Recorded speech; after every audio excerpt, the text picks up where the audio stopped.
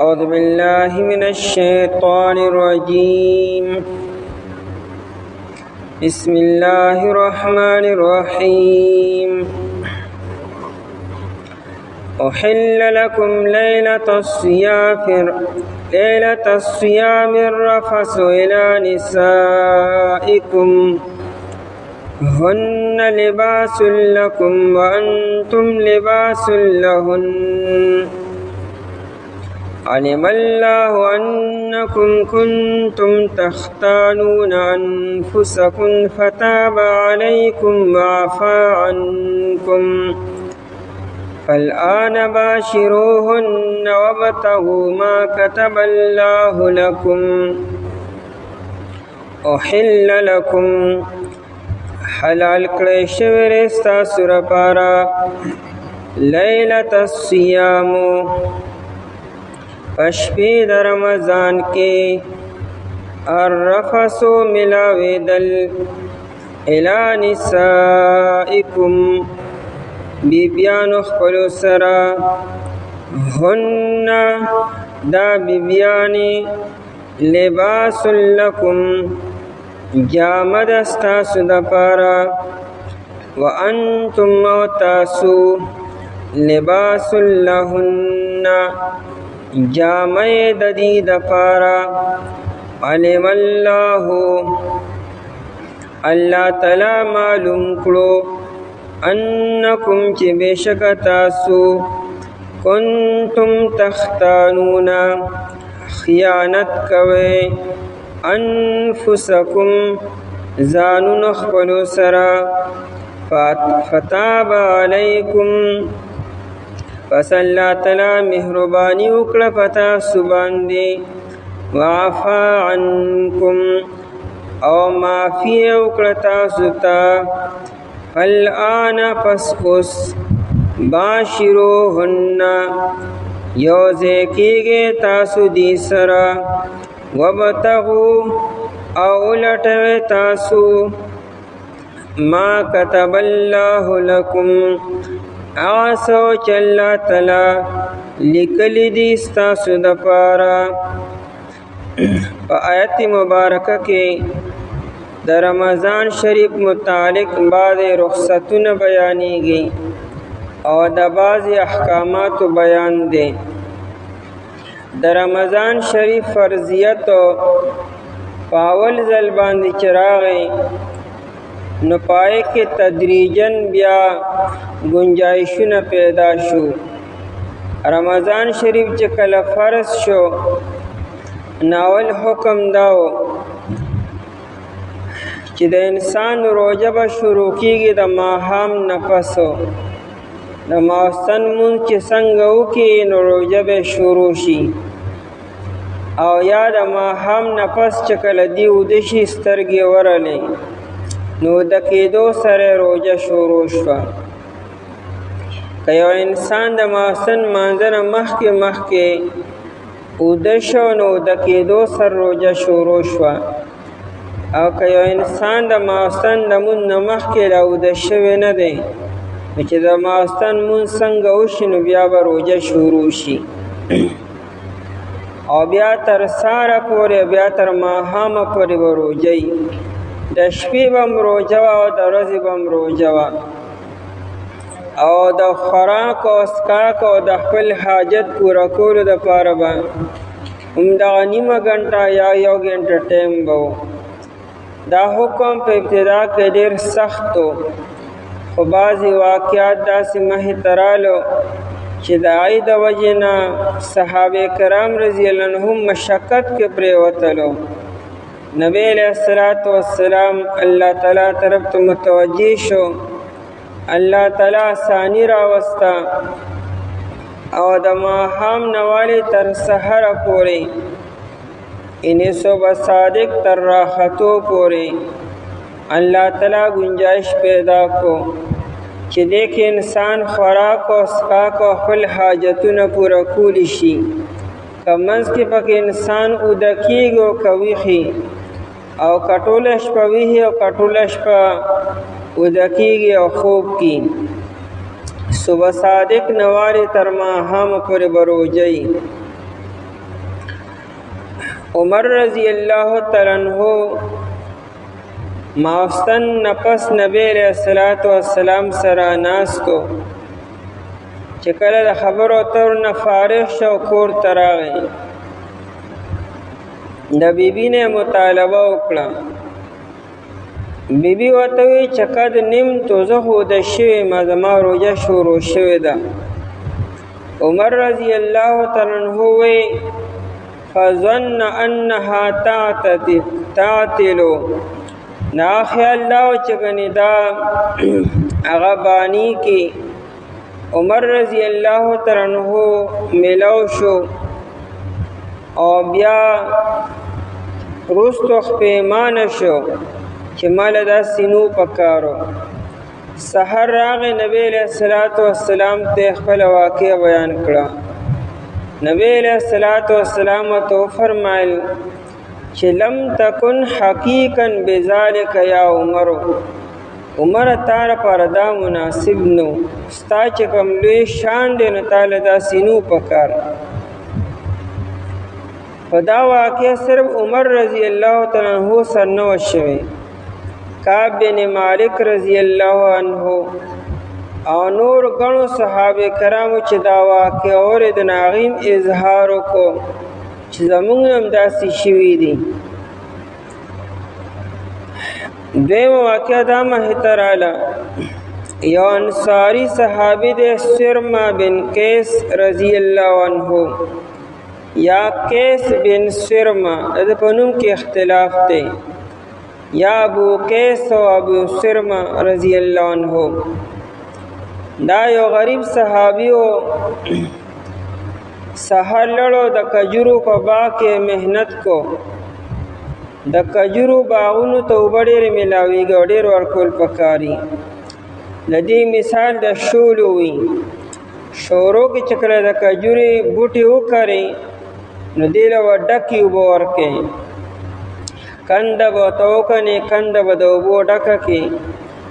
بیا چې کوم باغ یې بغیر چاپیر بنیاد ووهي نو اوبو تر بنیاد تر سر پورې ورسې اسې دا کجوره نه لګي ابتدا کې دا اوبه ډېرې غواړي بیا ردې محنت هم ګران دی بر سر ته به خیږي او کوزېږي را خیږي به دې صحابي ټوله ورځ محنت وکړو د کجورو په باغ کې اوی روجا ما هم چې کور ته راغی نو کور کې د خوراک د پاره سنو بیبي نه تپوس کو د خوراک د پاره سشتا هغې ورته کور کې د خوراک د پاره سنشته خو دغه ساده اوبه دي البته که ستا ایجاد نو د ګاونډیانو نه به سره راولمه دا ورته لاړه شه بیبي یې لاړه او د ګاونډي نه سره وړلو ډېر ستړی و د ډډه ولګوله او ډډې لګولو سره دی وده شو سترګې ورلې بیبي یې د خوراک دپاره چې سره وړو په دروازه داخله شو ویې کتو دی ښودو وی خیبة لک ناکام و نامراده شوې ځه روژه خو دې بیا شروع شوه نو دغه سترګې خو بیا وغړېدې خو لیکن روژه شروع شوې وه نو ټوله شپه هم په ناره باندې تېره شوه سحر بیا د کجورو باغ ته لړو نو چې غرمه شوه نو د لوږې او د تندې د لاسه بېهوشه شو او نبی علیه السلام ته دا واقعه مخې ته راغله دې ده کې اشکال لا پیدا کېږي چې آیا بیبي ته د سهار نه پته نه وه چې د سړي روژه ده نو هغې د وخته انتظام ولې نه کو ماسپښین به یې کړو مازدیګر کې به یې کړو چې هغه راغی نو دا تپوس کړي چې سره وړمه جواب دا دی چونکې هغه زمانه کې سوال کول جایز نو او نه به صحابه کرام رضی الله تعالی عنهم به سوال کو او نه به بیبي د خاوند ایجاد نه بغیر چا نه سوال کولی شو نه به څه غوښتي شو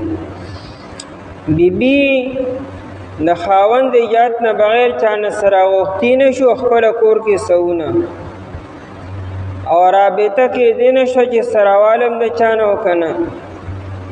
نو ځکه بیبي تر ماښام پورې انتظار کو چې هغه راشي نو هغه به یاد والم چې سوي راته نو ځکه د هغې ماښام پورې انتظار کو چې دی راغی نو هغه ته زه ټیک ته او بیا هغې راواغسته لیکن هغه وده شو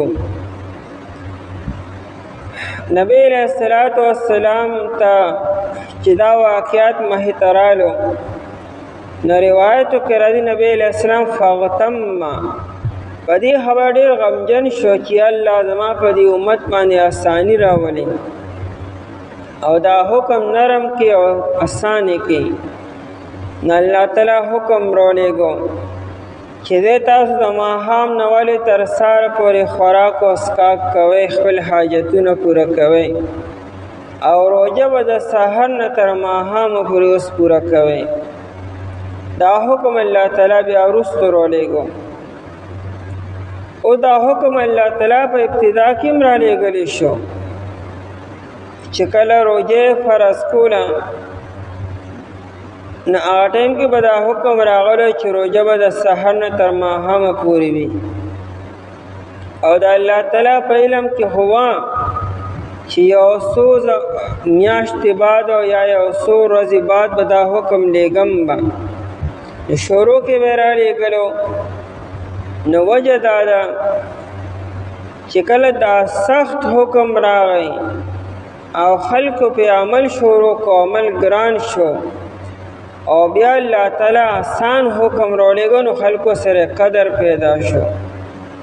چې ګوره څونه سخت حکم و او الله تعالی څومره مهرباني وکړه په موږ باندې بل دا چې رستنو خلکو ته چې هغوی دې روژې ته وګوري او بیا دې حکم ته وګوري که چېرې په موږ هم دا حکم وي چې د ماخستن نه به روژه شروع کوئ او بیا تر سبا ماښام پورې نو خلکو به څونه ګرانه به وه د دې خبرې اورېدل هم ګران دي بیا برداشت کول څونه به ګران نو الله تعالی شروع کې دا سخت حکم خلکو ته وهو چې حکم وګوره اصل کې دا دی خو ستاسو باندې د نرمۍ د وجې نه او د الله تعالی د مهربانۍ د وجې نه اساني راله اوس الله تعالی چې انسان ته د روژې اجر ورکړي دا د سهار نه تر ماښامه پورې نه دا د 24 غنټې د روژې اجر وي ځکه الله تعالی چې یو حکم شروع کې نازل کړم دغه حکم یې بیا هغه د الله تعالی په کتاب کې بیا بدلیږي نه اوس زمونږ روژه د ماښام نه تر ماښامه پورې وي حالانکه مونږ نیسلی د سهار نه تر ماښامه پورې لیکن الله تعالی اجر د یو ماښام نه تر بل ماښامه پورې راکړي لکه څنګه چې منځونه دي شروع کې په نبی علیہ السلام باندې 50 منځونه فرض شو بخاری کې روایت ده او نبی علیہ السلام چې کله هلته نه راواپس شو په شپږم اسمان باندې موسی علیہ السلام سره ملو شو موسی علیہ السلام ته نه تپوس کو څه ملو شو تا ته وی درې خبرې ملو شوې 50 منځونه ملو شو بل دا چې زما د امت صرف شرک به الله تعالی نه معاف کی نور هر څه به الله تعالی معاف کی به هر ګناه معاف کی به او دریم په انعام کې د سوره بقره اخرانی دو آیتونه راته راغلي آمن الرسول ما انزل الیه من ربه والمؤمنون موسی علیہ السلام نبی علیہ السلام ته وی چې 50 منځونه ډیر ګران دي ما په بني اسرائیل باندې مشاهده کړی راغی 3 منځونه نه لري کړی دغه بني اسرائیل 3 منځونه فرض وو نستا امت بسنګا 50 منځونه پوره کیبا نو وسو کم ویلړشا او درخواست وکړه چې دغه کمی راولا نبی علیہ السلام واپس لړو او بیا الله تعالی لس منځونه کمول او یو روایت کې دا چې 15 منځونه کمول د 15 دا خبر ډیره صحیح ده نه پیری نبی علیہ السلام لړو راغې په 15 کمیدل او بیا هره کې چې 15 پاتې شو نو موسی علیہ السلام ته په دې کې ملړ شګونجایش پیدا کا او 15 راته کمینو ک لړم بیا پکې څه پاتې شي ک 15 کم کړ بیا خو خالی لاس پاتې شمه بیا نظم دې ځان له یو مسله معلومه شو چې افضل د مفضول په مشوره باندې عمل کولی شي نبی علیہ الصلوۃ والسلام افضل له موسی علیہ الصلوۃ والسلام مفضول له کړي د نبی علیہ السلام نه په درجه کې کم نه لیکن هغه نبی علیہ السلام دو موسی علیہ السلام مشوره په حق کړي دا او قبول کړي دا عمل پم کړي دي نو دې کې څه قباحت نشته بهر حال نبی علیہ السلام چې کله په 15 باندې واپس لانړو نو الله تعالی فرمایل چې ما هو 50 فرض کړیو او 50 دی او 50 بئی تاسو به کوي 15 زبا اجر د 500 در کوم نو موږ کوم یو او الله تعالی د پلس باندې حسابي د سحر د امون صرف یو مونږ د لس منځونو اجر دی نماز په مونږ د لس منځونو د مازیګر د لسو دغه 15 منځونه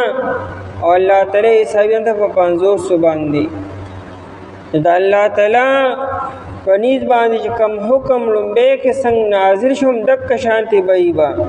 او په اجر کې با شانتی او باقی په عمل کې الله تعالی بیا گنجائش او کم رخصت هغه بندگانو ته پیدا کی احل لكم حلال کړی شوی تاسو لپاره احل یحل حلال ولو یوسی د مخکې نه منوي ممنوع وي رکاوټي پکې نه حلال شي حلال کړی شوی تاسو لپاره مباح کړی شوی تاسو لپاره لکم تاسو لپاره لیلۃ الصیام شپې د رمضان کې صیام رمضان او لیله د شپې الرفث ملاویدل الی نسائکم دا الی په معنا د معاصر دی مع نسائکم سره د بیبیانو خپلو رفث داسی او لفظ چې دا فحش وینا ته ویل کېږي فحش وینا دا یا فحش عمل له آی طرفس ویل کېږي انسان د خپل بیبینه چې کوم مطالبه کی آی طرفس ویل کېږي دا کنایه د یوځای کېدون او د ملاویدون او د جمانا ابن عباس رضی اللہ عنہ فرمائی ان اللہ حی کریم اللہ تعالی ډیر حیاناک دی او ډیر عزت مند دی اللہ تعالی یکنی کنایه کی په قرآن کریم کې الله تعالی ډېر کنایي استعمال کړي دي مراد ملاویدل او یوځای کېدلی لیکن داین الله تعالی تعبیر په داسې الفاظ سره کې چې الفاظ مهذبي لکه قرآن کریم فلما تغشاها حملت حملا خفیفا نو کله د یوځای کېدون تعبیر په تغشاها سره کې نو تغشا معنا پټولو چې کله پټ کیدا کله قرآن کریم وی وقد افضى بعضكم الى بعض افضا معنا رسیدل بعضو ته رسیدلی دي نو قرآن کریم افضا ویل دی حالانکه مراد نه ملاویدل دي کله قرآن کریم ملامست وی او لامستم النساء یا تاسو لمس کړی وی بیبیانو سره لامستم ویران کې مراد نه یوځای کېدل دي او کله قرآن کریم وی مباشرت و باشروهن تاسو یوځای کېږئ دې سره کله قرآن کریم وی وقد دخلتم بهن تاسو دخول کړی وی دې سره نو قرآن کریم کنایات هم استعمالی، لیکن په خبر باندې چونکه مخاطب پوهیږي نو ځکه کنایه استعمال کی. نو الرفث ملاویدل الی نسائکم بیبیانو خپلو سره، هن لباس لکم دا بیبیانی چې دی دا پرده دا لباس تی لکم ستاسو لپاره، وانتم لباس لهن او تاسو لباس او پرده دی لپاره. لباس څه ته ویل کېږي؟ د انسان د بدن ویښتو سره چې کومه جامه لګېدلې ده دې ته لباس ویل کېږي. یو شعار دی بل دسار دی. شعار بیا چې کوم دننه لګېدلي، لباس هم د شعار او دسار دواړو ته وي. شعار هغه کپړې ته وي چې بدن د ویښتو پورې لګېدلې وي، ځکه شعر په عربۍ کې ویښتو ته وي. او کومه کپړه چې د جامو د پاسه وي لکه موږ خلک بنینه چې یا واسکټه چې یا صادر د ځانه تاوهي ته دسار ویل کېږي. نو لباس هغه کپړې ته وي چې د انسان بدن پورې لګېدلې وي. هن لباس لکم وانتم لباس لهن. ابن عباس رضی اللہ عنہ د دې معنی اطمینان او سکون کولا. هغه فرمایي چې هن سکن لکم وانتم سکن لهن.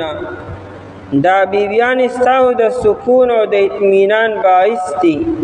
او تاسو د دې د سکون او د اطمینان باعث یو بل له اطمینان ورکوي.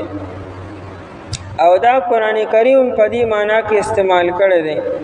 وجعل منها زوجها ليسكن الیها. الله تعالی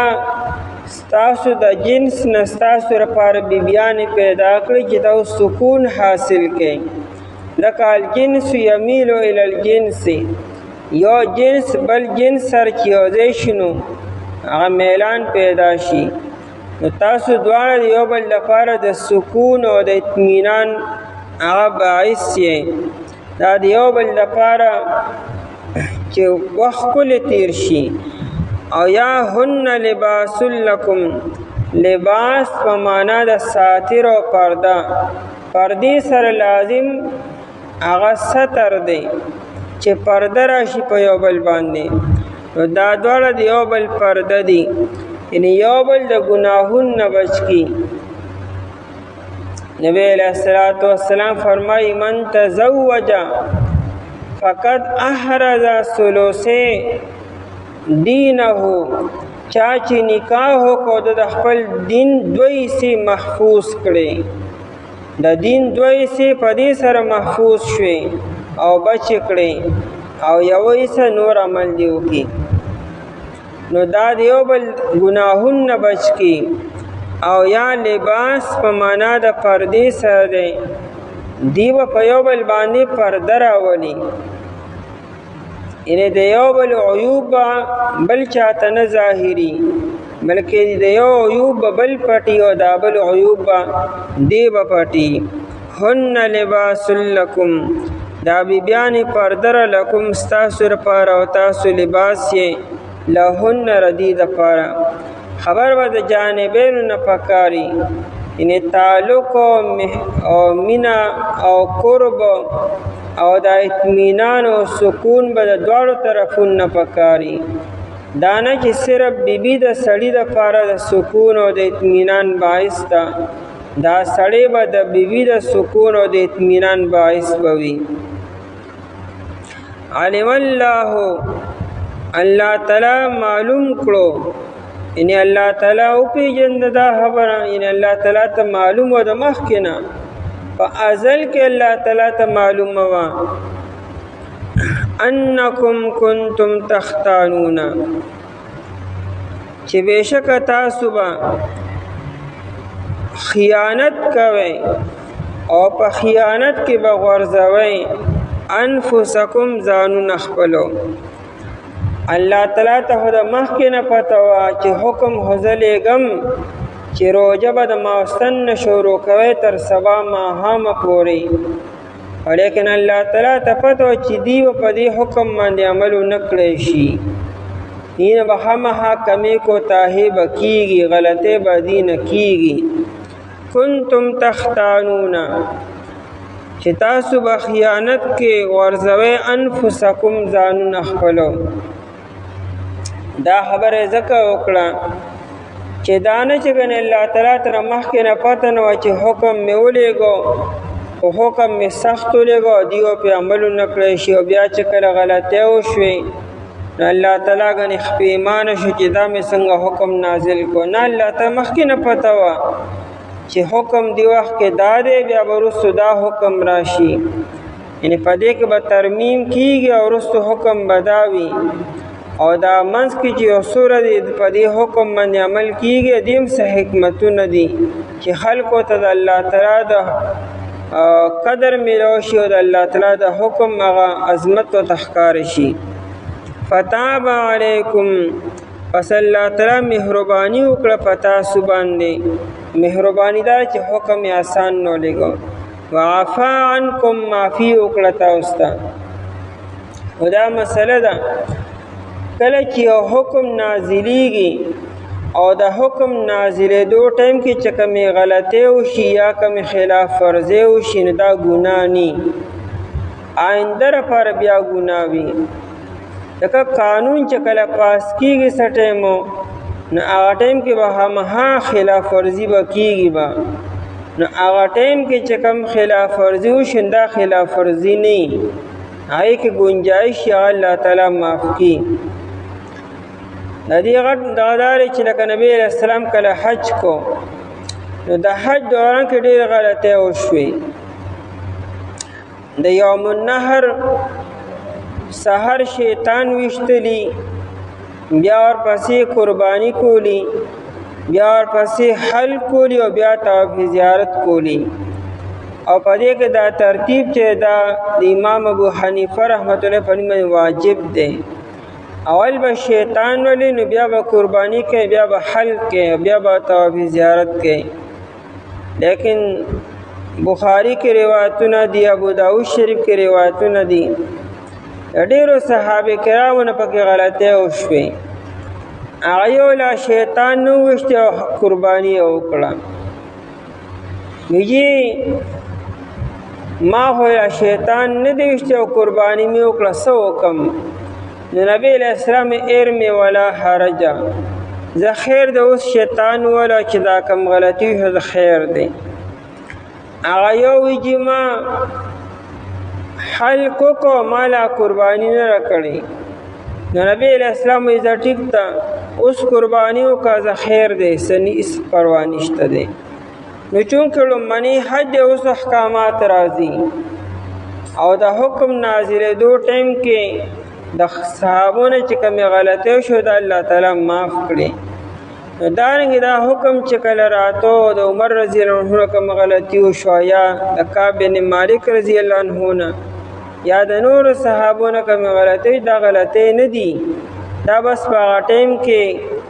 هغه خطاګانې او الله تعالی ته معاف کړي لیکن اوس دا مسله نه ده اوس که یو انسان دا غلطي وکړي نو دا به غلطي نه دی او باقاعده سزا او کفاره به بیا یو سړی به دا نه وي چې د ما نه دا غلطي وشوه نو فرمایي چې وعفا عنکم او الله تعالی معافي وکړه تاسو ته فالآن باشروهن پس اوس تاسو یو ځای کېږئ دې سره باشروهن به معنی جامعوهن تاسو ملاویږئ بیبیانو سره یعنی اوس هغه پابندي د خوب وغیره ختم شوه او د ماښام نه والې تر سهاره پورې تاسو مکمل گنجایش دی او تاسو مکمل فری شوئ اوسو وابتغوا او لټوئ تاسو ما کتب الله لکم هغه څه چې الله تعالی لیکلي دي ستاسو لپاره یو ځای کېږئ او د یو ځای کېدو نه مقصد چې هغه اولاد دی وي وابتغوا ما کتب الله لکم نه مراد اولاد دی یعنی د اولاد د حصول کوشش وکړئ صرف محض خواهشات پوره کول او لذتونه پوره کول د مقصود نی بلکې د حیوان او د انسان کې بم دغه فرق وي چې ستاسو مقصد د ملاویدو نه به طلب د اولاد حصول به وي. او یا وابتغوا ما كتب الله لكم. ابن عباس رضی الله عنه باندې معنا د لیلۃ القدر کولا د رمضان مبارک میاشت په دې کې یو شپه د چاړه مبارک د په کال کې یو پیر راځي، نو دا ستاسو مقصد دغه حاصلولي د لیلۃ القدر طلب وکړه، هغه حاصله کې دای کوشش وکړه.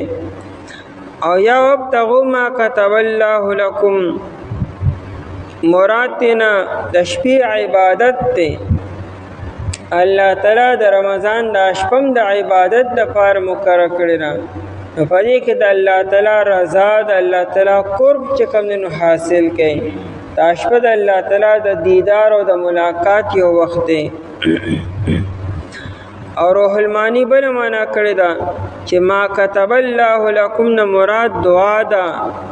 نبی علیہ السلام با دعا کو اللهم ارزقنا ما كتبت لنا، دا دعا به کولا الله راکې مونږ ته هغه چې تا مونږ لپاره مقرر کړي دي، چې په رمضان کې کم برکات او کم انوارات انسان ته ملاويږي، دا ای دعاګانې وکړي. حلال کړی شوی ستاسو لپاره شپې د رمضان شریف کې ملاویدل بیبیانو خپلو سره، دا لباس ستاسو لپاره او تاسو لباس یې دي لپاره. الله تعالی معلوم کړو چې بېشکه تاسو به خیانت کوئ ځانونو خپلو سره، پس الله تعالی مهرباني وکړه په تاسو باندې او معافي وکړه تاسو ته. پس اوس تاسو یو ځای کېږئ دې سره او ولټوئ تاسو هاسو چې الله تعالی لیکلي دي ستاسو لپاره. اعوذ بالله من الشیطان الرجیم. بسم الله الرحمن الرحیم. وكلوا واشربوا حتى يتبين لكم الخيط الأبيض من الخيط الأسود من الفجر ثم أتموا الصيام إلى الليل ولا تباشروهن وأنتم عاكفون في المساجد تلك حدود الله فلا تقربوها كذلك يبين الله آياته للناس لعلهم يتقون. وكلوا آخر تاسو واشربوا أسكي تاسو حتى يتبين لكم تردی چی واضح شی تاستا الخیط الابید سپین مزی من الخیط الاسود د تور مزینا من الفجر د سبانا ثم اتم الصیام بیا پورکے تاسو روجا الى اللیل ترشپی پوری ولا تباشروهن او تاسو میوزے کېږئ دی بیبیانو سره وانتم عاکفون فی المساجد حال دا دی چې تاسو اعتکاف کوونکې په جماعتونو کې تلک دا مذکور احکامات حدود الله پولی د الله تعالی دی فلا تقربوها پس تاسو نزدې مه ورځئ دیتا کذلک همدارنګې یبین الله بیانوي الله تعالی آیاته خپل آیاتنا للناس خلقتا لعلهم یتقون د پاره دی چې دی پرهیزګار شي. د رمضان شریف سره متعلق د بعض احکاماتو او د بعض ممانعتونو بیان دی. څه حکمونه مخکې بیان شو او څه حکمونه په ننني سبق کې بیانېږي. شروع کې د ماسوتن نوالې تر سحره پورې به هم روژه وه او د سهار نه تر ماښامه پورې به هم روژه وه. دا حکم لږ سخت و، الله جل شانهو اساني راوسته او حکم راغی چې تاسو د ماښام نوالې تر سبا سحره پورې خپل خوراک او څښاک حاجتونه پوره کولی شئ او روژه به د سحر نه تر ماښامه پورې پوره کوئ، د صبح صادق نوالې تر غروب الشمس پورې. دویم حکم دا راغی چې د رمضان شریف په آخرنۍ عشره کې اعتکاف وي او دا اعتکاف سنت علی الکفایه دی. نو چې کوم انسان د اعتکاف اراده لري نو دی به اعتکاف په مسجد کې وکړي او د اعتکاف دوران کې که ورځ وي او که شپه وي نو خپلې بیبیانو سره به تعلق نه ساتي. دا د الله تعالی حکمونه دي، د دې پابندي وکړئ، اهتمام وکړئ، د دې خلاف ورزي مه کوئ چې پرهیزګاره شئ. وکولو او خورئ تاسو امر د پاره د اباحت دی، ان ستاسو د پاره د شپې خوراک او څښاک کول دا مباح دی، جایز دی. هغه رکاوټ ختم شو چې تاسو به ماښام د مونځ نه پس کوده شوئ نو بیا به تاسو له د شپې خوراک او څښاک منع وو. اوس هغه خبره ختمه شوه، او د ماښام نوالې تر سهاره پورې تاسو خوراک او څښاک کولی شئ. وکولو او خورئ تاسو، وشربو او څښئ تاسو. د خوراک څیزونه خورئ او د څښلو څیزونه استعمالوئ. وشربو او څښئ تاسو حتی یتبین. او هغه درېیم اجازت یې ونه وی، خبره ونه کړه، چونکه مخکې ووی چې هغه تاسو د الله تعالی چې تاسو له څه مقرر کړي هغه طلب کې او خوراک او څښاک اجازت میلو شو. حتی یتبین، تر دې چې ظاهر شي. تبین معنی ښه واضحه کېدل او ښه ظاهرېدلو چې څه اشتباه او څه ابهام پاتې نشي. بیان ته بیان ولې وایي؟ په دې سره خبره واضحه شي. د انسان په ذهن کې چې کومې خبرې وي هغه دې په دې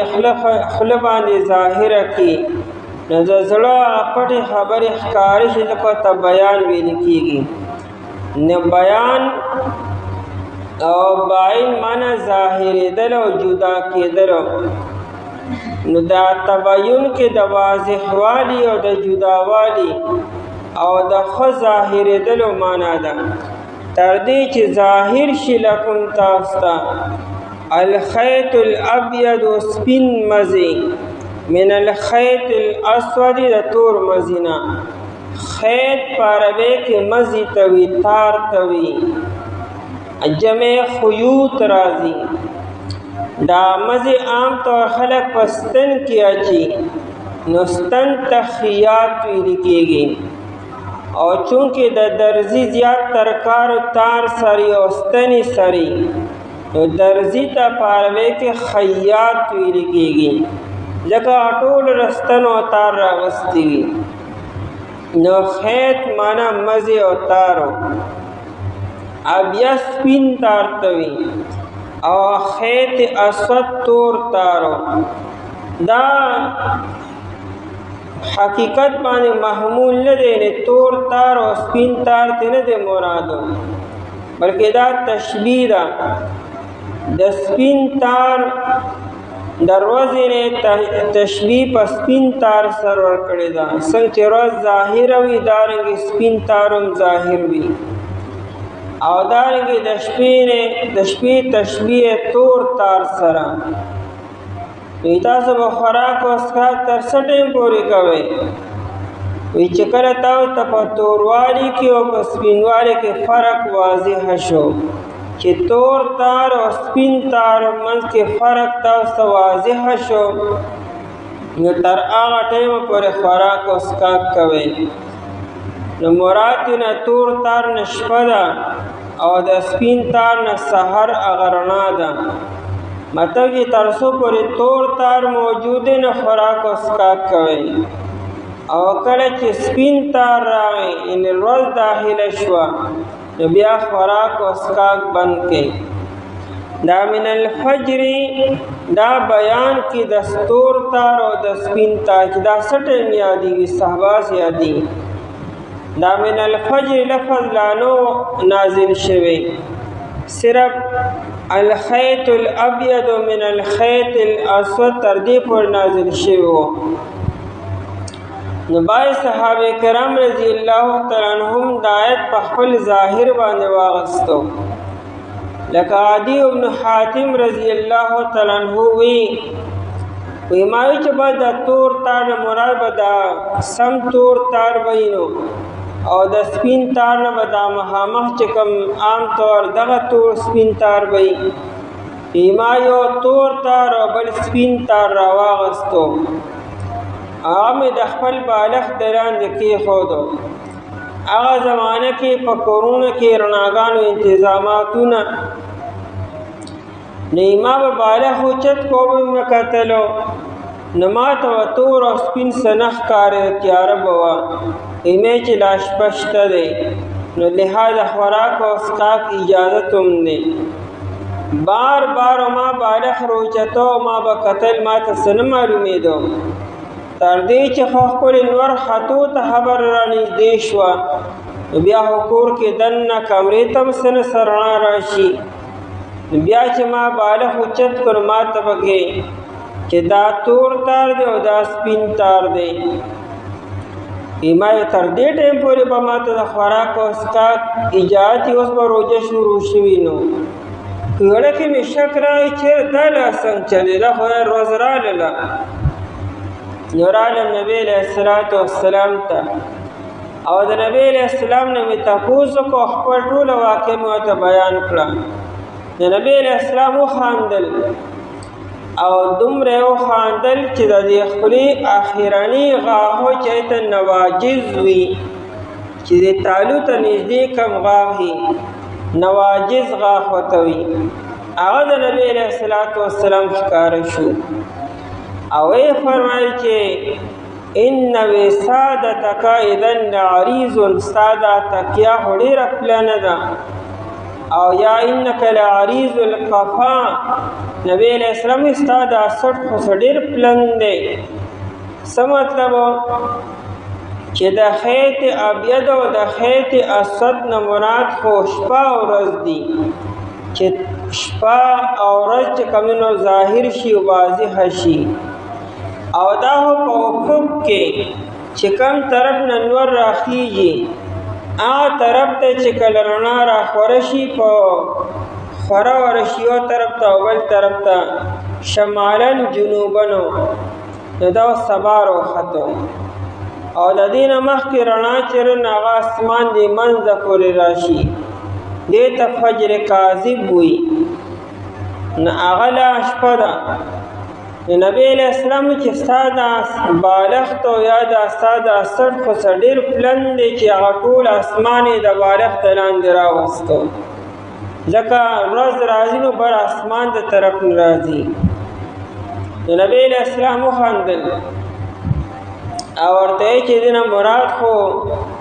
انما ذلک بیاض النهار من سواد الليل دین مراد خو د ورځې هغه رڼا ده او د شپې هغه تیاره ده. ادارنګ سهل بن سعد رضی الله عنه وی چې بای صحابو داسې کړو چې هغې یو تور تار او سپین تار د خپې پورې د دې خپو دا چې کومې کټې ګوتې دي نو دې پورې تړلي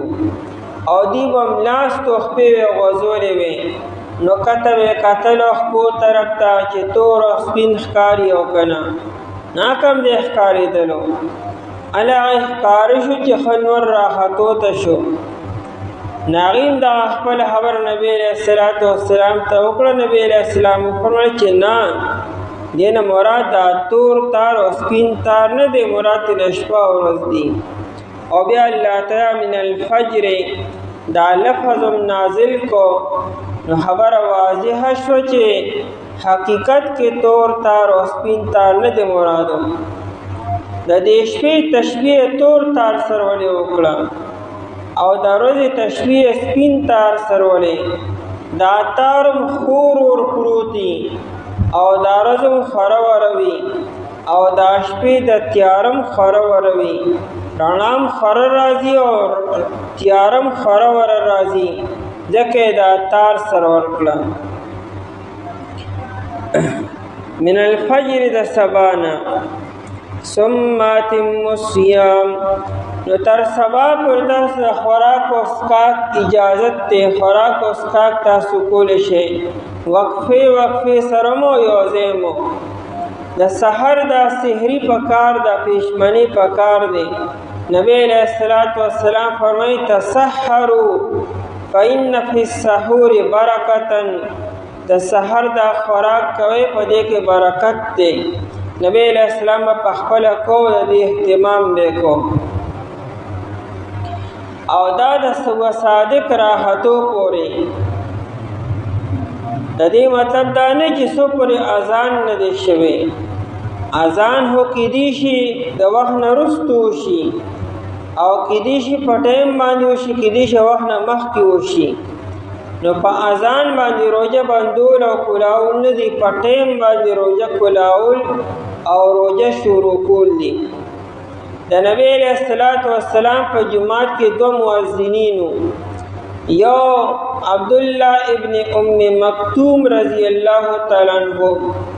او دیم بلال رضی اللہ تعالی عنہ. د نبی علیہ السلام په زمانه کې با د تهجد لپاره اذان کېدو، ځکه صحابه کرام رضی الله تعالی عنهم دو قسمو. څه خلک به د ماوستن نفس اوده شو تر تهجد پورې به خوب کو، او څه خلک به د ماوستن نفس په نوافل باندې مشغول او مصروف وو. نو نبی علیہ السلام یو صحابي مقرر کړو چې ور تهجد په ټایم کې اذان کو. د دې اذان مقصد بداو چې کم خلق په نوافلو کې په عبادتو کې مشغول دي، نغې دي ودشي تر ساره پورې بخوب وکي، او چې کم خلق ودري هغې به راویښ شي نای به تر ساره پورې عبادت وکي. نو بلال رضی الله تعالی عنہ به د سحر اذان کو او عبداللہ ابن ام مکتوم رضی اللہ عنہ بر تہجد اذان کو. نیو پیر بلال رضی اللہ عنہ خطا شو، نو دا وخت نه مخکې اذان کو، حالانکه هو د سبا لپاره اذان کو. نو خلق ویګنی سبا روحتو ناغلا سبا نور راحتلی غلطی وشوه. نو نبی علیہ السلام بلال ته وی چې شاوه بلاله د مدینی منورې په کوڅو کې وګرځه او دا اعلان وکاله ان العبد قد نام الا ان العبد قد نام. ابو داود شریف کې روایت ده چې بنده د شی او خطا شوی دی، د وخت نه مخکې اذان کړل لانکه لا سبا لانه راحترش پر شروع ده. بیا نبی علیہ السلام ترتیب بدل کو. بلال رضی اللہ عنہ بیا تہجد لپاره اذان کو او عبداللہ ابن ام مکتوم رضی اللہ عنہ با د سحر لپاره اذان کو. او نبی علیہ السلام بیا فرمایل لا یغرنکم اذان بلال، د بلال په اذان دوکه کېږئ ما. اوس بلال چې اذان کی دا سبا اذانی دا تهجد اذانی، اور دی اذان مقصد دا دے لکه ینتبه نائمکم، پتاسو کی چکمتن ادری چغرا بیدار شی تهجدو کی، او چکم انسان اولاد ویرجع قائمکم او چې کوم یو لار دی تهجد کولو نوافل کول چې غلل شي او آرام وکړي. د نبی علیہ الصلوۃ والسلام په زمانه کې دا ترتیب نو بعضی روایتو کې دا راځي چې د سحر اذان بکېدو صحابه و خوراک کو نو اشکال لدی چې اذان کېږي نو بیا هو سبا را ختلی وي بیا ورځ شروع شوې ده نو خوراک کول دا خو بیا په ورځ کې تا خوراک او روزه ماتېږي ورسره. د امام ابن کثیر رحمه الله دا ټول اقوال او روایتونه راجمع کړي دي او هغه دا تطبیق کړی دی چې د اذان نه مراد هغه د بلال هغه اذان و د تهجد هغه اذان دوران کې وایي خوراک کو دا نه چې دا سبا غني اذان و. نو مسله دا شوه چې سحر کله اذان کېږي او کدا د سبا راختونه بعدي او دغه ټیم چې خوراک نو روزه ماته شوې ده لکه روزه په اذان نه ده اذان نه مخکې په ټیم باندې ده. ثم اتم الصيام بیا پوره کې تاسو روزه الى الليل تر شپې پورې د سحر نه روزه شروع شوه نو پورا کوي به تر ماښام پورې. ثم اتم الصيام او نیت وکوي بغیر نیت روزه نه کیږي که انسان د شپې نه سره نیت نشته چې سبب روزه نیسم او دې نیت نو او دې د شپې وده پاتې شو او ټول ورځ وده تر دې چې ماښام را پاسېدو روزه نه رسېږي ځکه د نیت د سره نه لرې کړی. ها که د انسان نیتي چې زما خو سبب روزه او بیا دې وده پاتې شو او ماسپښین او مازدیګر ماښام را پاسې روزه شوې ده دا نیت په لومړنۍ روزه هم کافي دی چې انسان لومړنۍ روزه باندې نیت وکړي دغه نیت هم کافي دی. هره شپه که دې نیت وکړي نو خیر دی او دا سحري کول دا هم نیت دی دا پاسېدل دا هم نیت دی. ثم اتم الصيام بیا پوره کې تاسو روزه الى الليل تر شپې پورې. لیل چې شپه څنګه شروع شي یعنې څنګه ورځ ختم شي نو شپه خود به خود شروع شي ځکه د ورځ په ختمېدو او د شپې په راتلو منځ کې څه وقفه نشته دی څه ګیپ نشته. ورځ چې څنګه ختم شوه او شپه شروع شو نو ستا روزه هم ختم شوه. یعنې دا معلومه شوه چې صوم وصال چېرې دا منع دی صوم وصال مسلسل روزې نیسلو یعنې د یو ورځ روزه بلې ورځ سره یو ځای کولو دا منع دي چې انسان ماښام روزه ماته نه کړي او سحر بیا سحري مو نه کړي بیا ورپسې روزه ونیسي دې ته صوم وصال وي او دې نبی علیه الصلاۃ والسلام منع کړې ده. بشیر رضی الله تعالی عنہ بیبي د لیلا دا لیلا وی چې زما اراده وه چې زه به سبانۍ روزه نننۍ روزې سره یو ځای کړم او د شپې به افطار ونه کړمه. ما دا اراده وکړه چې زه خپل خاوند بشیر رضی الله تعالی عنہ منع کړم چې داسې مه کوه او اراده وی چې نبی علیه الصلاۃ والسلام مونږ منع کړي یو د دوو روزو د مسلسل کولو نه چې ماښام سړی روزه ماته نه کړي او سحر هم بیا خوراک ونه کړي د شپې هم روزه ونیسي. دې روزې نبی علیه الصلاۃ والسلام منع کړې ده او د هغې وجې دا ده چې انسان کې ذوق راځي کمزوري راځي او طاقت کم ځای چا کې وي. نو ثم اتم الصيام الى الليل بیا پوره کې تاسو روزه الى الليل تر شپې پورې.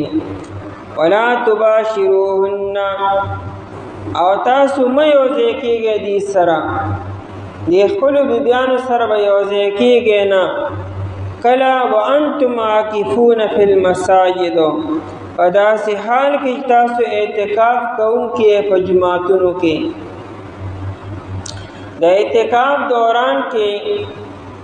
که نارینه اعتکاف ته ناست دی او که زنانه اعتکاف ته ناسته ده او دا اعتکاف سنت اعتکاف دی نو دی با د اعتکاف دوران کې ملاقات بنه کې او ملاوي کې بنا خیر خبر دیو بل غستی شي خبر اتر یو بل سره کولی شي خدمتم دیو بل کولی شي لیکن باقی تعلق بنه قائمی چې کله اعتکاف اراده ولا تباشروهن او تاسو مې یوځای کېږئ دې سره چونکه د اعتکاف نه علاوه په د ماښام نه ولې تر سحره پورې اجازت خو میلو شو لیکن د اعتکاف دوران کې دغه اجازت هم نشته دی د شپې هم اجازت نشته دی وانتم عاکفون په معنی د اعتکاف سره اعتکاف لفظي معنی د احتباس ته وي خپل ځان منع کولو خپل ځان په یو ځای کې ایسارولو اعتکاف مطلب دا دی چې انسان د رمضان په آخرنۍ عشره کې په جمعات کې د عبادت په نیت باندې کلک کینی او د جمعات نه بار بنځي نو دې ته اعتکاف ویل کېږي نبی علیہ الصلوۃ والسلام اعتکاف کړی دی او د مستقل سنت عملو د نبی علیہ الصلوۃ والسلام نه په بعض سفرونو کې اعتکاف پاتې شوی وو لکه د فتح مکې په موقع باندې لکه د فتح مکه تقریبا په 17 رمضان باندې شوی وو نبی علیہ السلام اعتکاف نشو کولی نو بیا آئنده کال اعتکاف 60 ورځې کړو انده قضا را ګرځولې وه او د نبی علیہ الصلوۃ والسلام نه بعد بیبیانو اعتکاف کړي بخاری شریف کې روایت ده عائشہ رضی اللہ عنہا وی چې نبی علیہ السلام وفات شو دا د وفات نه پس بیبیانو اعتکاف کړي دي نو مقصد یې سو چې د بعض خلکو په ذهن کې دار چې د اعتکاف صرف د نبی علیہ السلام تر زمانی پورې دی وینا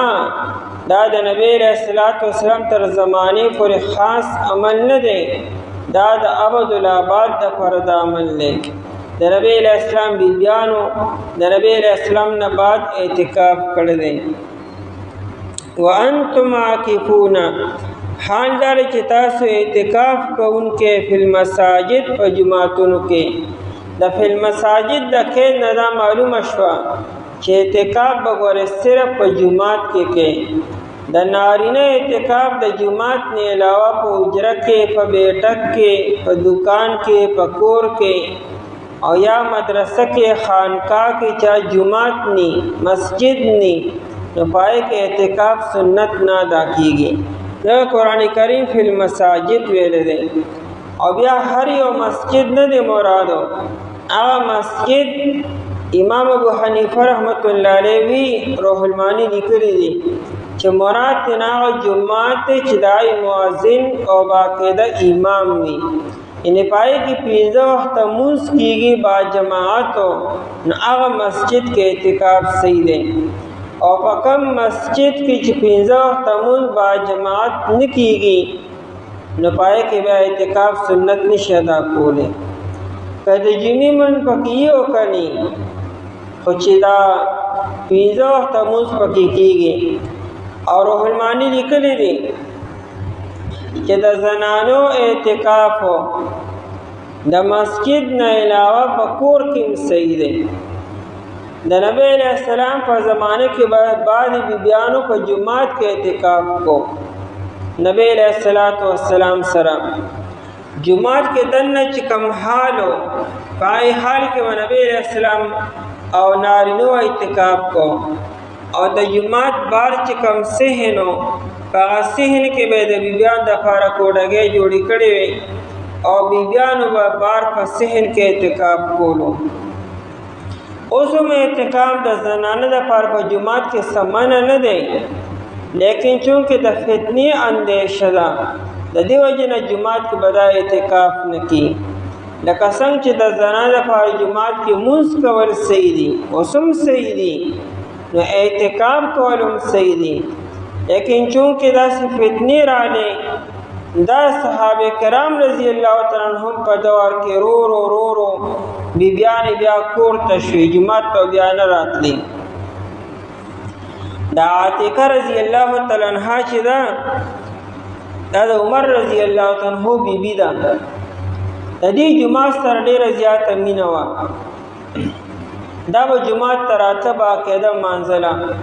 حالانکه د عمر رضی الله تعالی عنہ په دور خلافت کې ډېرې بیبیانې بیا جمعه ته نه راتلې، کور به یې لمونځونه کولو. لیکن عمر سے به خلک صراحتاً منې کولم نه، ترغیب یې ورکړو چې مه راځئ. د عاتقې رضی الله تعالی عنها سره عمر رضی الله عنه نکاح کو. نو دی ورته دا شرط لګولو چې ما به د جماعت نه منې کوي. عمر رضی الله عنه ته ټیک ده چې زه جماعت ته مانځله، تا څوک منې کوي. بیا چې کله نکاح وشو د هغې نه بعد ابن عمر رضی الله عنه چې د عمر رضی الله عنه زوی دی، هغه د عاتقه رضی الله عنها ته وایي چې ګوره مورې تا ته پته ده چې عمر رضی الله عنه د زنانو جماعت ته په راتلو باندې خفه کېږي. نور خلک خو منې کي، خو تا ته غږ نه کي. هغې ما ولې نه منې کي؟ وی ځکه چې عمر رضی الله عنه تا سره کمنټمنټ کړی، تا سره دا خبره کړې ده چې زه به تا نه منې کوم، تا ورته شرط لګولی و، نو ځکه تا نه منې کي. نو دا بیا په خپله په دې خبره سره بیا منې شوه چې عمر رضی الله عنه دونه غیرتي انسان دی چې هغه خپله خبر باندې قایم ولاړ دی. دا نو چې دا پکې لا چا کړې ده، زنانه پکې لاسې دي، څه خبرې دي. نو د عمر رضی الله عنه په زمانه کې، صحابو په زمانه کې زنانه بیا جماعت ته منې شوې وي، نه راتلې بیا. بهرحال اوس هم یو زنان جماعت ته راتلی شي، اعتکاف هم کولی شي، خو علایق چې شرایطو مطابق شرایط چونکې شته نه، نو لحاظ جماعت ته به نه راځي، کور کې به اعتکاف کوي. نو فی المساجد جماعت کې به نارینه اعتکاف کی او زنانه په کور کې اعتکاف کی. او دا چې کور کې اعتکاف ته کینی خپل ځان لپاره به هغه ځای مصلی وګرځي چې ته به زه یو څو ورځې لمونځ کوم. تلک حدود الله، دا حکمونه د الله تعالی دي. تلک دا مذکوره شپږ حکمونه، حدود الله دا حکمونه د الله تعالی دي. حدود جمع دا حد دا، او دا حد معنی مانع منع کون کې. دی حدود ته حدود ولی وی؟ دا انسان منع کی دا تجاوز کولو نه. عربی کې دروازې ته چې په دروازه باندې کم نگران ولاړی، کم دربانچی او څوکیدار ولاړی ته حداد ویل کېږي. بواب ته حداد وي، نه ته حداد ولی وي. خلک منې کوي چې راځه او یا مه راځه. دې حدید ته حدید ولی وي؟ حدید اوسپنې ته وي. نو اوسپنه دشمن منې کوي، ځکه ته حدید وي. زنانه چې عدت تیریه ته حد و حدت وي، دې ته دا حد ولی ویل کېږي او حداد ولی وي. هغه منع کېږي، بعد خبرې دا کارونه به نه کړي. نو په دې کې د منع کولو معنا پرته ده. حدود الله حکمونه د الله تعالی دي، یعنې پولې باونډرۍ د الله تعالی دي. فلا تقربوها، پس تاسو نږدې مه ورځئ دې ته. دې ته به نږدې هم نه ورځئ، مبالغه ده. په نږدې ورتو کې څه ګناه نشته دی. اصل خبره خدا چې تجاوز به ترې نه کوې، ارتکاب به یې نه کوې. دا بالکل داسې لکه څنګه چې آدم علیه السلام نو بیبي حوا علیه السلام ته الله تعالی ولا تقربا هذه الشجره،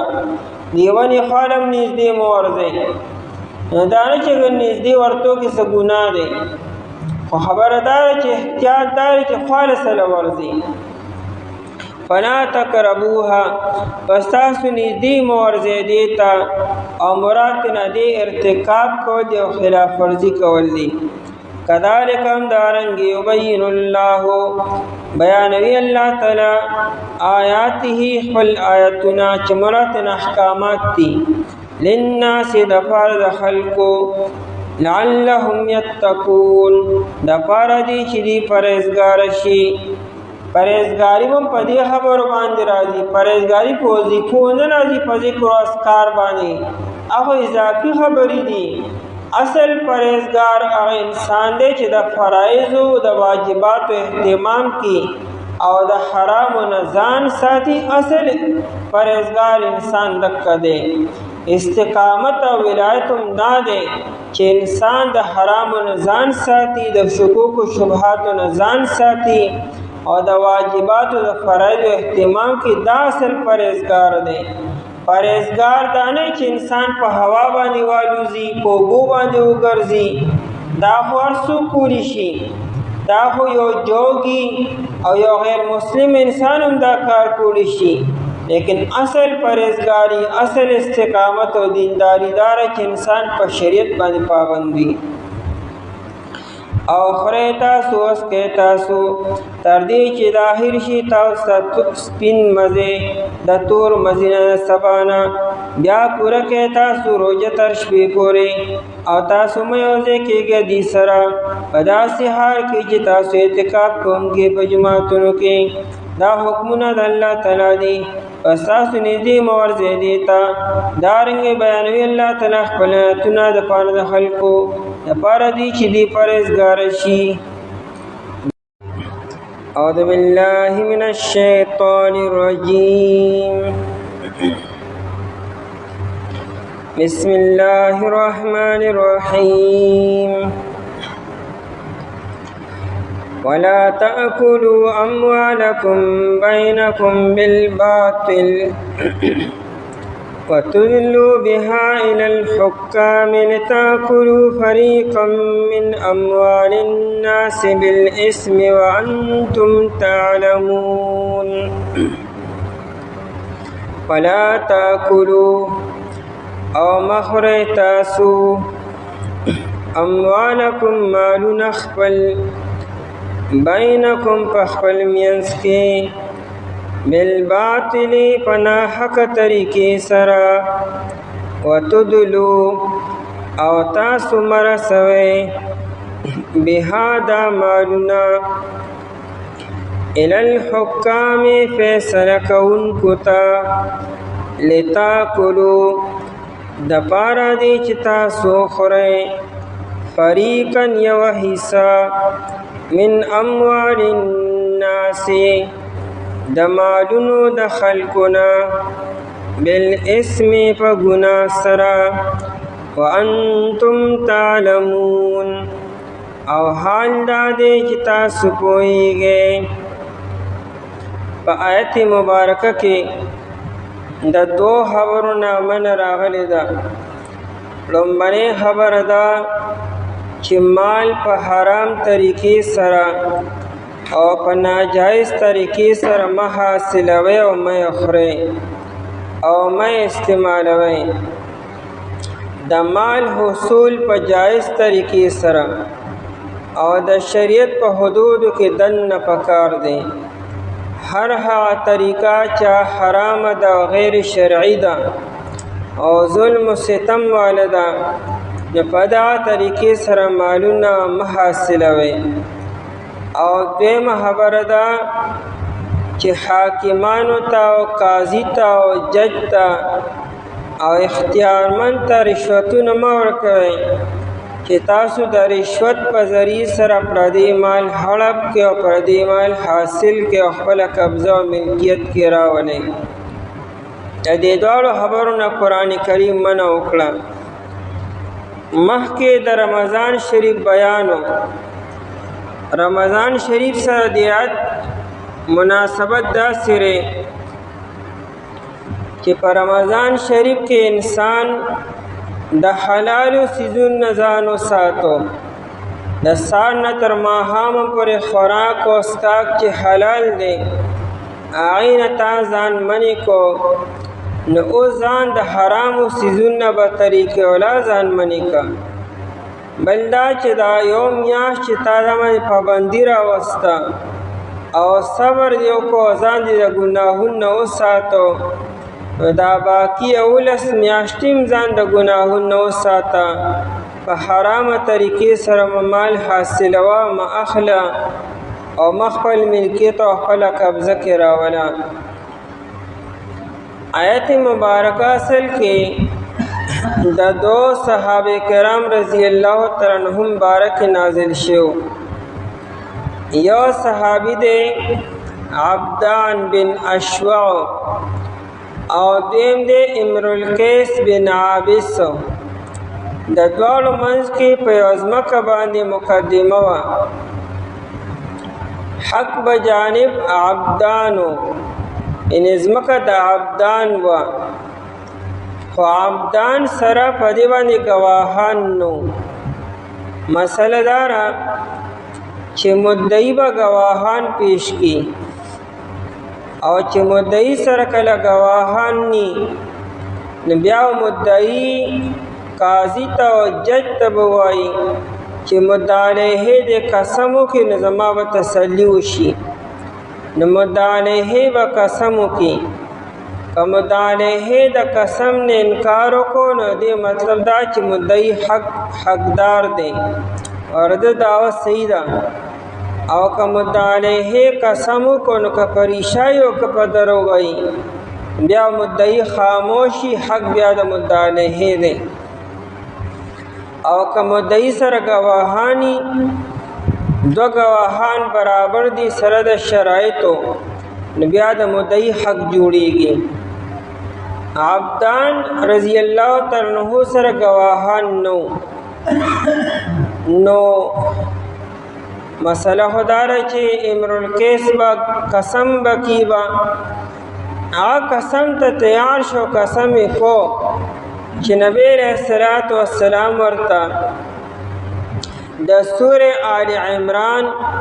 د درېمې سپارې آیت مبارکه ورته تلاوت کو. ان الذين يشترون بعهد الله وايمانهم ثمنا قليلا، کم خلق چې د الله په آیتونو باندې او په قسم باندې او د الله تعالی په وعدو باندې پیسې اخلي، یعنی مطلب مال حاصلی په درو قسم خوري، نو دا عبارت کې وعید داري چې الله تعالی په دې باندې لعنت وي او الله تعالی ورته رحمت په نظر باندې نه ګوري او دې لپاره دردناک عذاب دی. امرالقیس بن عابس رضی الله عنه چې کله د آیت مبارکه واورېدو نو هغه فوراً رست شو چې نه کوم قسم او ځمکې عبدان رضی الله تعالی عنه ته حواله کړه. په دې موقع باندې د آیت مبارکه نازل شو چې تاسو حاکم ته او قاضي ته او اختیارمند ته خپله مقدمه چې تا ته پته لري چې ته په ناحقه باندې نه ولې وړې هلته کې یو سړی چې دته ښه معلومات دي، یقین یې دی چې دا سیز زما نه دی او زما ملکیت نه دی، او په هره طریقې سره چې مال راغلی دی، نو دله دا مقدمه قاضي له او اختیارمند له نه دي وړل پکارو چې کیدی شي هلته کې زه وګټم او زه به زما حق به جوړ شي. ځکه نبی علیه الصلاة والسلام فرمایل انما انا بشر، اے خلق وره زه ګورې انسان یم. مطلب دا ما ته د غیب علم نشته چې حقدار څوک دی او په ناحقه باندې څوک دی. ما سره خو صرف هغه علم دی چې الله تعالی ما ته راکړي. د الله تعالی د خبردارۍ نه علاوه ما سره خو خپل ذاتي څه علم نشته دی. نو انما انا بشر، زه ګورې انسان یم. وانتم تختصمون الی، او تاسو خپلې مقدمې او جګړې او فیصلې ما ته راوړئ. او لعل بعضکم، بعض په تاسو کې ان یکون الحن بحجته، بعض انسان ډېر تیزي، هغه داسې طریقې سره خپله مقدمه پیش کړي، داسې انداز کې پیش کړي، داسې خبرې کړي چې د هغه د خبرو نه او د هغه د ژبې د زور نه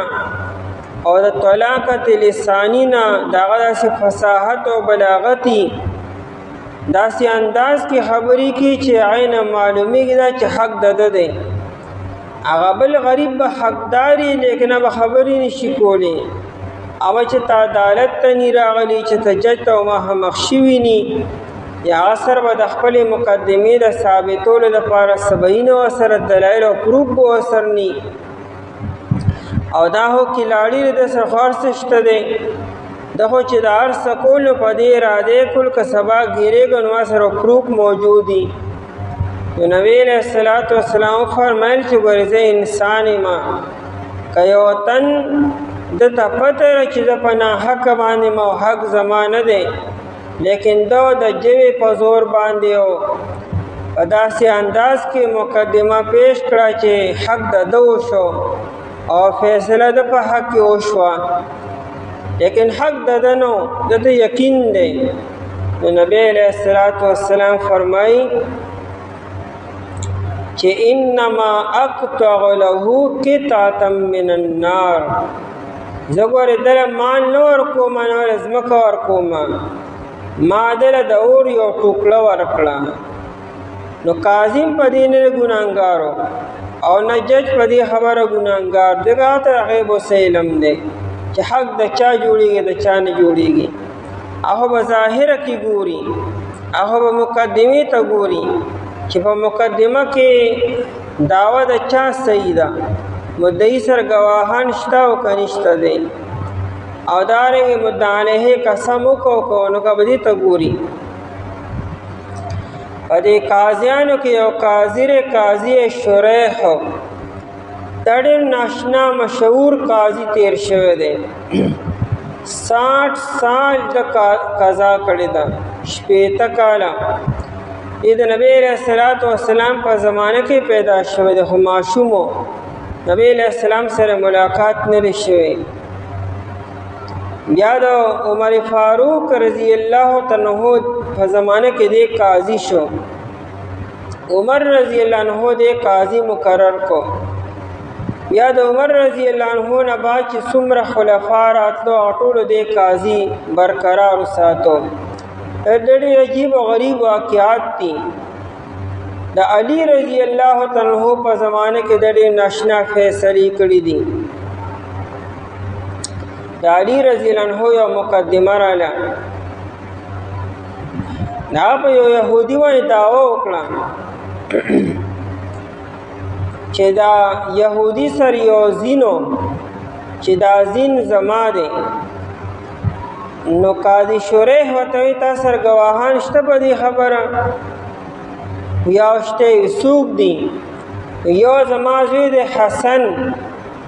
او دویم زما غلام دی نو قاضي شریح ورته وایي چې د غلام ګواهي به دې قبوله کړم لیکن ستا د زوی ګواهي ستا په حق کې زه نه قبلوم د حسن ګواهي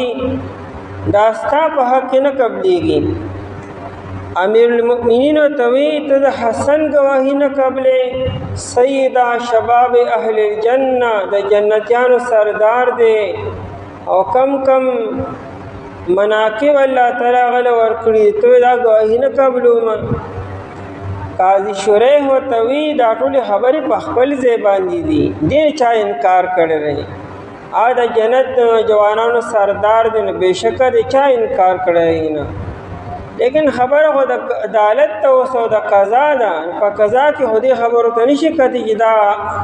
قاضي دی که دا عالم دی او که دا مفتی دی او که دا عام انسان دی او که صحابي دی په قضا کې خو به مونږ ګواه ته ګورو چې ګواه دی او که نه دی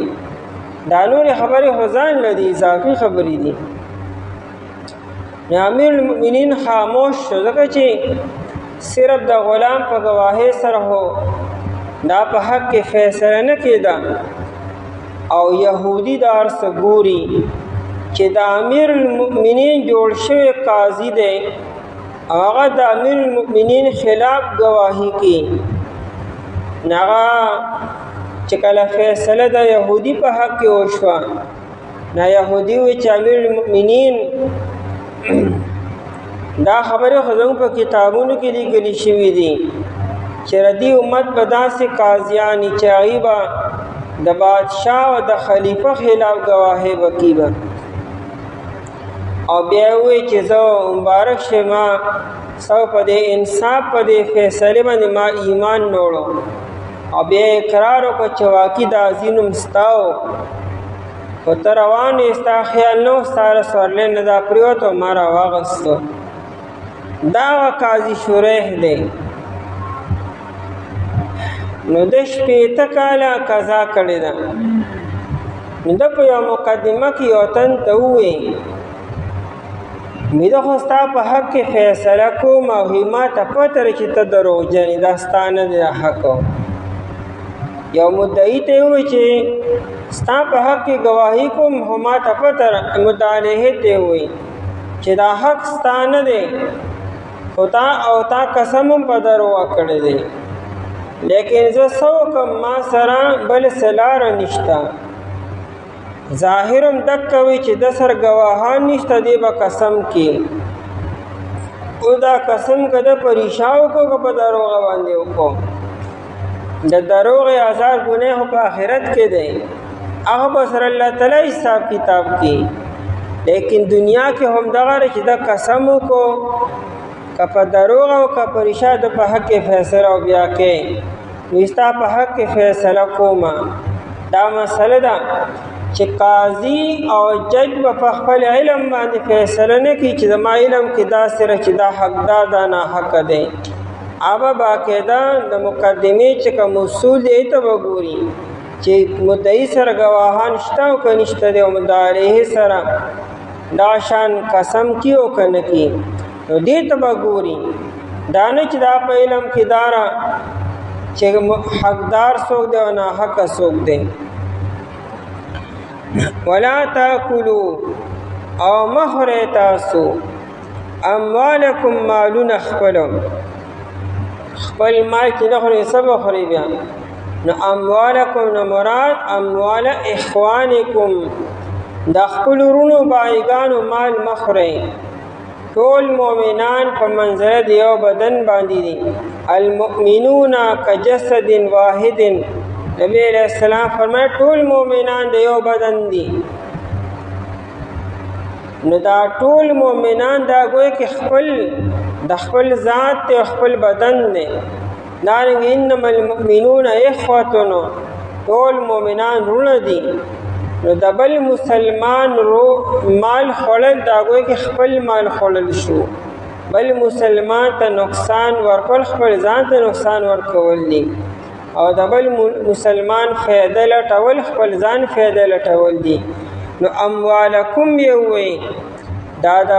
مؤمن مسلمان رور مال خوړلو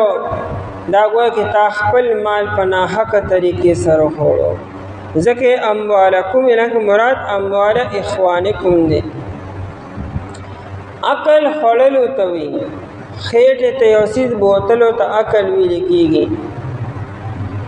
او دا عقل نه مراد صرف خوراک نه دی مراد اغستل دی لین دین کول دی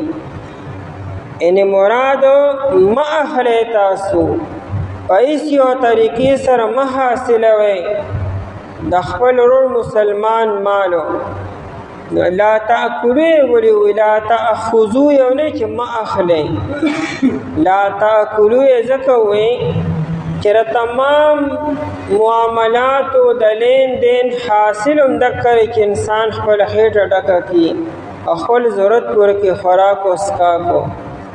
دا څومره انسان چې منډې ترړې سهار او ماښام وخي فردي دپاره وخي نو ځکه لا تاکلو وي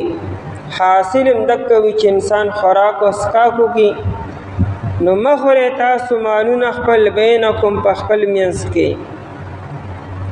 بالباطل پناحق طریقے سرا باطل بمانے زائل او ذاہب باطل لن کے او ختمی دن کی توی لفظی معنی دارا دے باطل تا باطل ولی ہوئی دم ختمی دن کے دے در پر قراری نشتا ثابت قدمی نشتا قل جال حق و زحق الباطل حق ثابت شو راغے باطل و تیخ تکی و زیبا باطل دا پارا قراری نشتا ثابت قدمی و دوام ولا نشتا وقتی طور ډیر زیات او جوش و خروش و ډیروالی وي لیکن نتیجه سم نه. مثال د سمندر د زګي لږ ساعت پس بالکل خاموش شي. نو په باطل طریقې سره خپل مالونه مخورئ تاسو. او باطل نه مراد هر هغه غیر شرعي طریقه نه چې د شریعت نه خلاف وي، لکه سرقه شو، غلا شو، لکه غصب شو، په زوره باندې یو څیز اخیستلو، نهبه شوه، لوټ مار کولو، او دارنګې تمام معاملات او لین دین چې ناجایز او غیر شرعي وي چې شریعت کې حرام دي، په دغه طریقو سره مالونه حاصلول هغه که لین دین دی او که هغه په زور زبردستی باندې او که ظلم او زیاتی دی او که ناجایز قبضی او که ناجایز طریقو سره کره دروغ په ګواهانو سره په دروغ قسمونو سره دا ټول ناجایز طریقې دي. په دروغ ګواهانو سره خپل حق ثابتولو یا په دروغ قسم خوړلو سره خپل حق ثابتولو نو دا ټول باطل کې راځي. آیا په دروغ گواهی سره قاضي فیصله کولی شي او که نشي کولی؟ نو نبی علیہ السلام حدیث ما تاسو ته بیان کو چې نبی علیہ السلام فرمایي چې بعض انسان په دروغ گواهان قائم کی، ان خپل دعوا خپل خبره ثابت کی، الحن بحجته، سوک په خوله باندې او سوک په گواهانو په ذریعه سره. او نبی علیہ السلام فرمایي چې فإنما أقطع له قطعة من النار. خدا مسله په معاملاتو کې دا، په اموالو کې دا، او د نکاح په مسله کې که گواهان د دروغ هم وي نو نکاح به ثابتېږي. د علی رضی الله تعالی عنہ په زمانه کې یو سړی یو ښځې ته د نکاح پیغام ولېږو. هغه ښځه د اوچت خاندان نه وه او سړی کمزوری و. ښځې انکار وکړو. دا سړی رولګېدو او دوه کسان هغې تیار کړو دروغ ګواهۍ دپاره چې تاسو به دروغ ګواهي کوئ. او دی راغی او علی رضی الله عنه ته خپل مقدمه پیش کړه چې دا زما بیبي ده، زما نکاح دې سر شوی دی او دا اوس انکار کوي چې نه زموږ نکاح نه دی شوی. علی رضی الله عنه هغه زنانم روغته، سړی چونکې مدعی دی د نکاح، ښځه منکره ده، نو مسله داره چې مدعی به گواهان پیش کی به. علی رضی الله عنه سره گواهان کم دي د نکاحو. هغه دوه سړي تیار کړو د مخکې نه، هغوی دواړه رالو، هغوی ګواهي وکړه چې نکاح زموږ مخکې شوی دی. علی رضی الله عنه فیصله وکړه او ښځې ته وایي چې سړي سره ځه ته د بیبي. هغې بیبي علی رضی الله تعالی عنه ته ووایي چې امیر المؤمنین فیصله خو دې وکړه، خو زما خو ګرده سره نکاح بالکل نه دی شوی. حقیقت کې زموږ منځ کې څه ایجاب او قبول څه خبره تر نه دی شوی، نو ځکه ته خامخا فیصله کې او چونکې تا وکړه نو اوس ما له حکم از کم نکاح ورسره هم وکړه چې نکاح وشي. نو علی رضی الله یو ناشنا خبره وکړه، وی قد زوجکی الشاهدان، که نکاح مخکې نه تړلی شوی دی او که نه دی تړلی شوی، خو دې دوو ګواهانو چې ګواهي وکړه که دروغ او دا که ریښه ده، په دې سره ستا نکاح شوی دی اوس. او یو قول داسې دی شاهدا کې زوجا کې، ستا دې دوو ګواهانو ته په نکاح کې دله ورکړی. د دې نه مسله ثابته شه. امام ابو حنیفه رحمت الله علیه وی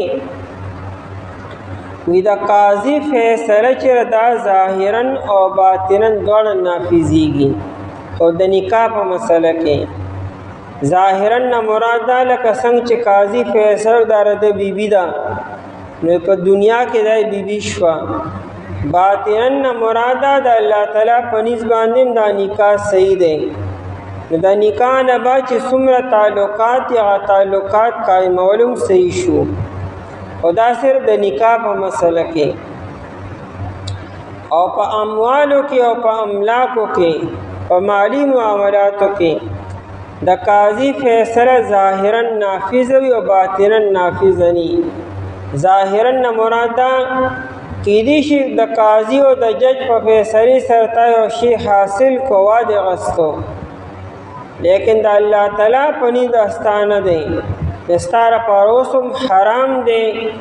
ستا د امانت او دیانت تقاضادار چې اسی دغه تاواله کا واپس کوته.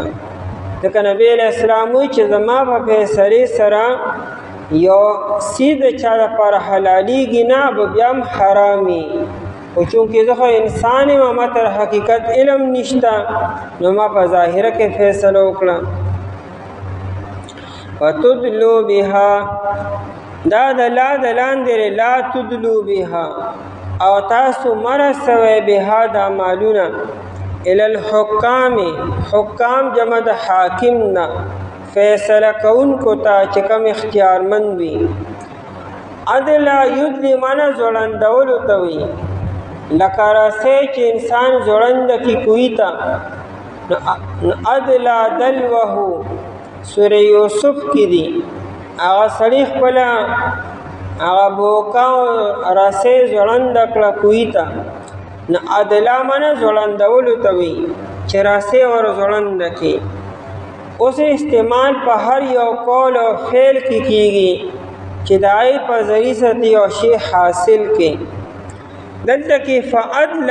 دا تدلو ولی وي چونکه حاکم ته انسان براه راست خپل خبر نشي کولی. څوک ولا ګوري واسطه ولا ګوري یره څوک سفارش او یا هغه خبر اترې کول لپاره څوک پکار دي منځ کې واسطه. چونکه جج د پاره او قاضي د پاره او حاکم د پاره چې کوم اختیارمند دي او تر دروغ فیصله په هغه باندې کول غواړي نه لپاره به همه سلاره ګوري با سلنګ پیدا کېبا. ځکه تدلوي چې تاسو په ډیر واسطو سره حاکمانو ته خپل خبر ورسوي چې فیصله د ما په حق کې پکار ده. الى الحکام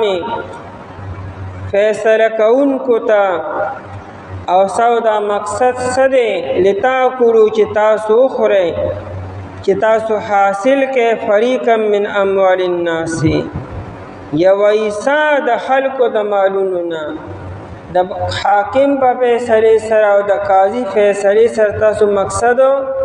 حق ثابتول نه دي. حق هوتا تر مخکې نه ماوي چې د مانه دی داغه دی او مقصد دا دی چې په خپل نشي حاصلولې نو یو سی ته لیګل کول واړي لیګل کول واړي چې تا تک کلیر دا ملو شي تا ته نایره پارتو حاکم تزي او هغه په ذری سره خپل په حق فیصله کوي نو دا کار مکه دا ګناه دی. قاضي ته کچره علم نشتا او هغه په ظاهر باندې فیصله وکړي نو قاضي نه لري ګناهګار. ها کچره قاضي سره د علم ان دا چې کوم اصول فیصله عین خلاف فیصله وکړه چې مدعی له گواهان پکا دي گواهان خامخا هغه کراس کړو ختم کړو نو غلطه فیصله وکړه او جانبوج کړي وکړه د رشوت د وجې نه بل طریقې سره نو قاضي بیا په دې باندې ګناهګار دی. یو نصرانی و هغه بیبي و سره په خره باندې خپل بیبي سره کړي و روانو د مسلمانانو په یو ملک باندې په یو علاقه باندې تیرېدلو نو الته یو سړی را پاسې د پتور باندې د خرې هغه لکې کټ کړه نا خرې ټوپ کو نازنانه خطر ورزولا نیو د هغې دواړه لاسونه مات شو او دویم دا چې د هغې اسقاط حمل مو شو. نصرانی و نور سکن نو دا زمانه قاضی له فیصله وروړه چې دا شان چلو شو. قاضیان هم قاضیانی، هغه قاضی هغه مسلمان په حق کې فیصله وکړه. مسلمان ته وی یو خدا اخره سر کور ته بوزا، دیم دا خزم کور ته بوزا، چې کله د خرې لکې روخیږي او چې کله د ښځې د لاسونه خشي او کله چې ردی حمل بیا وشي نو بیا به ته را ښځه او د اخره چې دی نصرانی ته بیا حواله کړي او ته به بیا بری شي. نصرانی غریب به څه کولو؟ هغه نصرانی په هغه ټایم باندې لاسونه اوچت کړو او یې وی اهکذا حکم شریعتکم، اے ظالم انسانا ساده په شریعت کې دا فیصله داسې طریقه نه ته چې کوم طریقه فیصله کوي. او بیا وی سر یې اسمان طرف ته پورته کو، خیره الله تعالی ګوردار چا قبلی. د خیرو د پاره اسلام هم شرط نه لري، د کافر خیره م الله تعالی بیا قبلی بعض وکاتو. هغه نصرانی په عدالت کې د قاضی مه ته سر اسمان ته پورته کو دی وی الہی انت حلیم، اے اللہ تدیر صبرناکی، لیکن زخو صبرناک نیم ولا صبر لی علی هذا، زما د پاره ورپدی خبری صبر نشم کولی، تب صبر کے لہذا فحکم تفیصلو کے یا ناظر الملحوفین، ملحوف و غمزدہ مصیبت زدہ ہوئی، اے دا مصیبت زدو لکتن کیا، ویا ناصر المظلومین، او چچا سر ظلم شیدائی مددگارا، اے اللہ تا فیصلو کے. سنگ چاگا دا سرخ کتا کو دا کلماتی ہوئے اللہ تعالی قاضی مسخ کو او دا شکل هغه د کاڼي په شان دی په ټیم باندې جوړ شو. نو الله تعالی بیا داسیم کی بعض اوقاتو چې داسې ناجایز فیصلې کله بیا کله کیږي. لتاکلوا چې تاسو حاصل اخره په دې حاکمانو ته فیصلې وړو سره فریقا یو حصہ من اموال الناس د خلکو د مالونو نه بالاسم په گناه سره، یا قاضی له رشوت ورکې یا تعلقات استعمال کې یا خپل عہده استعمال کې، نو دا ټولې طریقې حرامې ده مه کوئ. وانتم تعلمون، ابن عباس رضی اللہ عنہ بدایت تفسیر دا کو دا ولا تاکلوا دا وتدلوا بها الحکام نه مراد دا دی چې انسان ته خپتر چې دا حق زمانه دی دا ردی بل انسان دی او دا غي باوجود دی قاضی له او جج له دا فیصله وسی چې دا قاضی او د جج په ذریعہ سره دا حق خپل ځان تکي دغه تنه مراد دی، نو دا حرام او ناجایز طریقه را. وانتم تعلمون، او حال دار چې تاسو پوهیږئ ان سره علم دا کار کوي. روح المانی لیکلی دی کچره فرض که یو سړي ته دا پته نی دا علم ورته نی دا حق زمان نه دی دا پته ورته نشته او قاضي د ده لپاره فیصله وکړه خو دا حق په حقیقت کې ردن نو خو ده د دې خبرې علم نشته چې دا ګنې زما نه دی او د قاضي د په حق کې فیصله وکړه نو بیا د لپاره دا جایز دی. ناجائز با علاقی بھی چې تا ته علم دی چې دا شی زما نه کیږي او نه زما جوړیږي او بیا هم ستا په حق کې فیصله وشو دا ستا لپاره اوس حرام دی او که تا ته د علم نشته خو دا سیز په حقیقت کې د الله تعالی په علم کې ستا لپاره نه خو صرف د قاضي په فیصلې سره ستا شون بیا جایز دی. ځکه وانتم تعلمون قرآن وی او مخروی تاسو مالونه خپل منځ کې پناه حق طریقې سره او مرسوي تاسو دا مالونه حاکمانو ته د پاره دی چې تاسو خورئ یو ایسر معلوم د خلکو نه په ګناه سره حال دار چې تاسو پوهیږئ